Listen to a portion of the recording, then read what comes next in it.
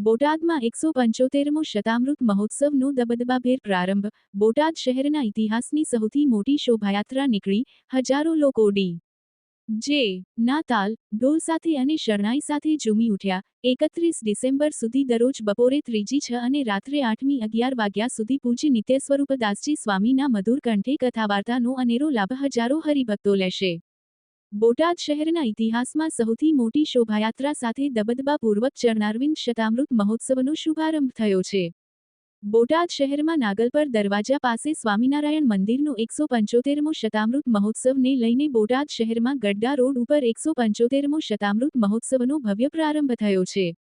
સ્વામિનારાયણ મંદિરમાં સદ્ગુરુ ગોપાળાનંદ સ્વામી હવેલી તેમજ ચરણારવિંદની સુવર્ણ છત્રીનું સદ્ગુરુ નિત્ય સ્વરૂપદાસજી સ્વામી તેમજ સ્વામિનારાયણ સંપ્રદાયના વરિષ્ઠ સંતોના વરદ હસ્તે ભવ્ય ઉદ્ઘાટન થયું. તે ઐતિહાસિક પળના સાક્ષી બનવા હજારોની સંખ્યામાં હરિભક્તોની જનમેદની ઉમટી પડી હતી. ઉત્સવના પ્રારંભમાં જ વિશાળ સભામંડપ ભરચક થઈ ગયો હતો. તમામના હૃદયમાં અતિશય હર્ષોલ્લાસનો દિવ્ય અનુભવ થતો હતો.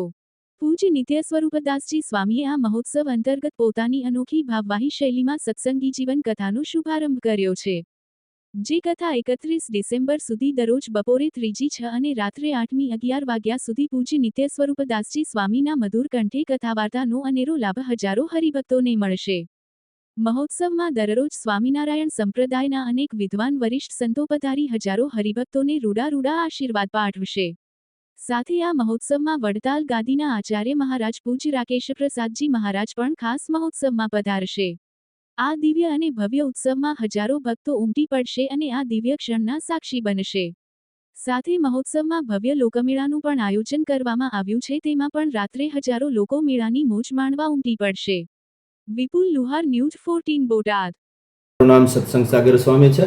મારા ગુરુ સદગુરુ સ્વામી શ્રી નિત્ય સ્વરૂપદાસજી સ્વામી છે. શતામૃત મહોત્સવ આમ તો મંદિરની સાથે સાથે ગોપાળાનંદ સ્વામીએ પધરાવેલા જે સારંગપુરની અંદર હનુમાનજી મહારાજ છે, એવી જ રીતે ગોપાળાનંદ સ્વામીએ બોટાદની અંદર ચરણારવિંદ પધરાવેલા ભગવાન સ્વામિનારાયણના. એના 175 વર્ષ પૂરા થાય છે અને એમનો ઉત્સવ 25 તારીખથી રાબેતા મુજબ શરૂ થાય છે. 25 તારીખે સવારે 8 વાગે મુખ્ય મંદિરથી પોથયાત્રા છે અને મહોત્સવ સ્થળ સુધી જશે અને બપોર પછીથી કાર્યક્રમ શરૂ થશે. 31 તારીખ સુધી કાર્યક્રમ રહેશે. એમાં બપોર પછી અને રાત્રે કાર્યક્રમ છે. બપોર પછીના કાર્યક્રમની અંદર સત્સંગી જીવનની કથા, રાત્રે ઘર સભા છે.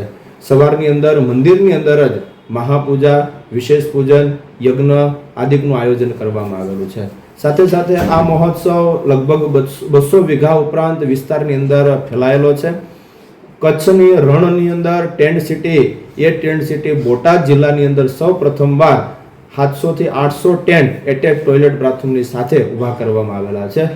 લાખો લોકો આ મહોત્સવનો લાભ લેવા માટે દેશ વિદેશથી આવવાના છે. આવનાર તમામ યાત્રિકો માટે, તમામ ભક્તો માટે રહેવા જમવાની બિલકુલ ફ્રી વ્યવસ્થા અને વીઆઈપી વ્યવસ્થા આ મહોત્સવની અંદર કરવામાં આવશે. સ્વામી, આ મહોત્સવ દરમિયાન રાત્રિના કોઈ વિશેષ પ્રોગ્રામ રાત્રિના વિશેષ પ્રોગ્રામમાં હાસ્ય કલાકાર, સાંસ્કૃતિક કાર્યક્રમ, એ બધું અલગ કાર્યક્રમો રાખેલા છે. સ્વામી, ઘર સભા ખાસ નિત્ય સ્વરૂપ સ્વામીની હાલ ચાલતી હોય છે, ત્યારે અહીંયા કેટલા દિવસ ઘર સભા ચાલશે? અહીંયા ઘર સભા આમ તો ગઈકાલથી શરૂ થઈ ગઈ છે. ગઈકાલ એટલે 22 તારીખથી શરૂ થઈ ગઈ છે અને 31 તારીખ સુધી ઘર સભા કન્ટિન્યુ જાય ચાલુ જ રહેશે.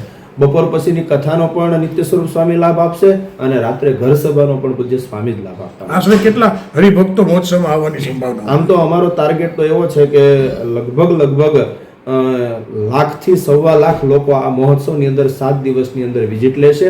રાત્રિ રોકાણ માટે 10 થી 15,000 ભક્તો રોકાઈ શકે એવી ટેન્ટ સિટી ઊભી કરવામાં આવી છે.